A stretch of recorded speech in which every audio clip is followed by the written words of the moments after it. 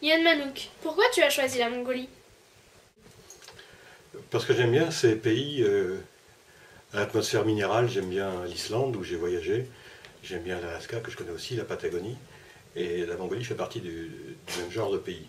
Et je cherchais à construire une intrigue du type un peu de ce qu'on appelle les polars nordiques, c'est-à-dire avec ce même genre d'atmosphère qu'on trouve en Islande, en Suède, et la Mongolie m'est apparue comme une évidence. Parce qu'en plus du paysage, il y avait toute la richesse de la culture, des nomades, du chamanisme, et puis ce développement brutal, euh, cette espèce de capitalisme libéral violent qui déferle sur ce pays. Donc j'ai choisi essentiellement pour ces raisons. La première étant l'attrait que j'avais pour ce pays et l'envie d'aller le voir. Y es-tu déjà allé?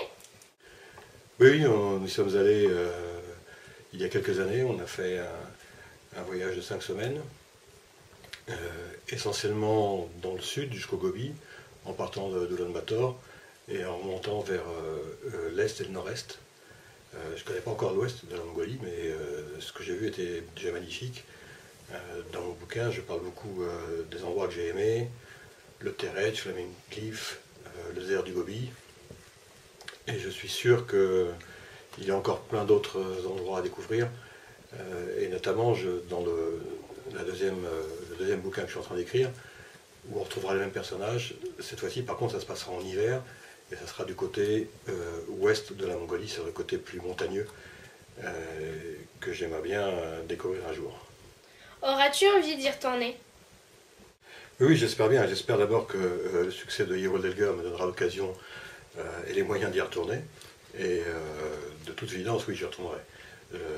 En dehors de l'Ouest, que j'aimerais bien voir, j'aimerais bien aussi découvrir tout le Nord et toute la région qui est frontalière avec la Sibérie, le Grand Lac, les forêts.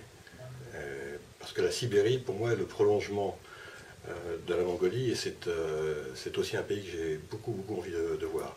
Et d'ailleurs, une partie du prochain roman se passe en Sibérie, de la même façon, je peux déjà le révéler presque ici comme un scoop, qu'une petite partie se passera en France aussi. Merci Yann Manouk. Merci à toi.